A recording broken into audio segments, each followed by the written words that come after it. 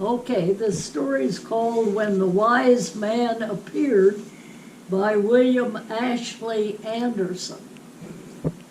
It was a bitterly cold night, vast and empty. Over Hallett's Hill, a brilliant star danced like tinsel on the tip of a Christmas tree. The still air was resonant as the inside of an iron bell. But within our snug farmhouse on the Pocono Mountains of Pennsylvania, it was mellow with the warmth of our cherry red stoves. The Christmas things had been cleared away, and I had relaxed when Bruce came downstairs, an apparition in a long white nightgown with a purple cloak of home-dyed cotton over his shoulders. In one hand he held a tall crown of yellow pasteboard and tinsel. From the other swung an ornate censer. On his feet were thin, flapping sandals. "What in the world are you supposed to be?" I asked. My wife looked at the boy critically, but with concern and tenderness. "He's one of the wise men of the East," she explained with some indignation.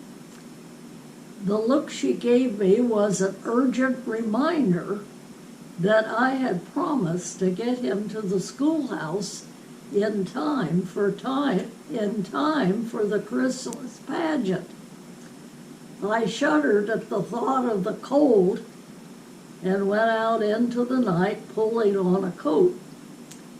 The battery in the old car had gone dead, but by one of those freaks of mechanical whimsy, the engine caught at the first turn of the crank. That was the trick of the devil, for the engine died before we got out to the main road. My heart sank. I glanced at Bruce with the crown and the censer clasped in his arms, staring down the endless lane that disappeared in the lonely hills. Well, I thought, it's not tragically important.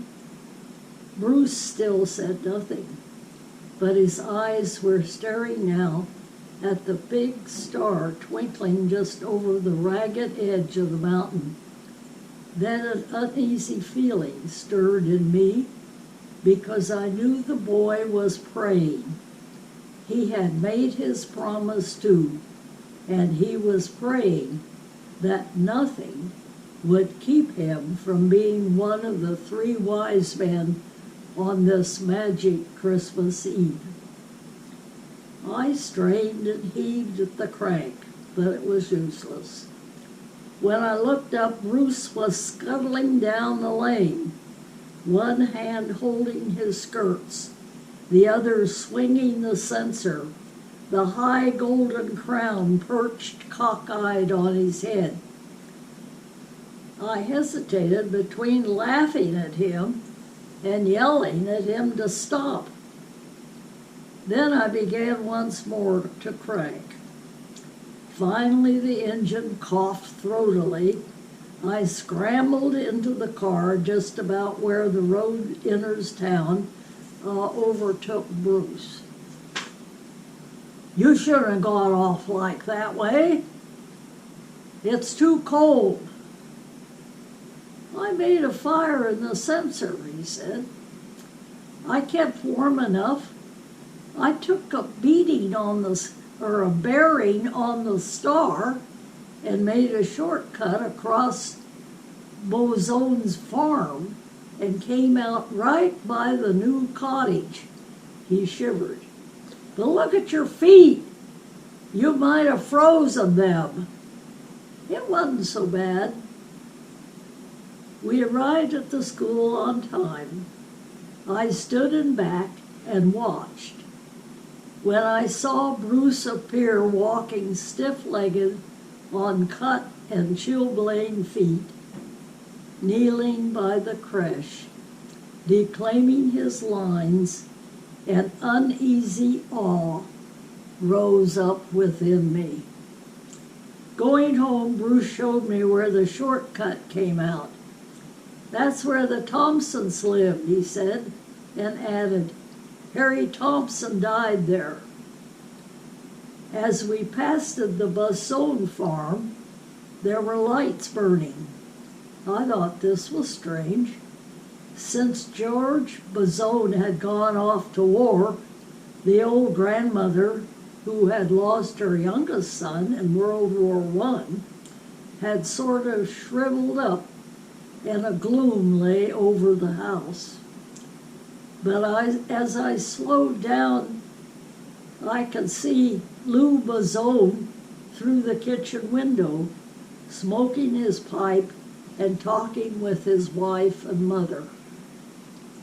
That was about all there was to the evening. But on Christmas Day, a friendly farmer's wife came by with gifts of mincemeat made from venison and a jug of sassafras cider. She went into the kitchen where my wife was supervising the Christmas feast. I drifted toward the kitchen, too, when I heard laughter there. "You must hear this, my wife." The farmer's wife looked at me with glittering but wary eye. "You ain't a-goin' to believe it either," she said. "Just the way I'm telling you. Folks up here in the hills are seeing things, and they do believe." "Well, what are they seeing?" "It was old Mrs. Basone. Last night she was a-feeling low. She thought she heard something back of the barn and looked out. Now, I'll say this for the old lady. She's got good vision. There weren't no moonlight, but if you recollect, it was a bright, starry night. And there she saw, plain as day, one of the wise men of the Bible come a-walking along the hill with a gold crown on his head, a-swinging one of them pots with smoke in them." My wife and I looked at each other, but before I could say anything, our visitor hurried on. "Now, don't you start a-laughing. There's other testimony. Them Thompsons, you know, the one whose oldest boy died? Well, the children heard him first a-singing, 'Oh, come all ye faithful,' plain as day.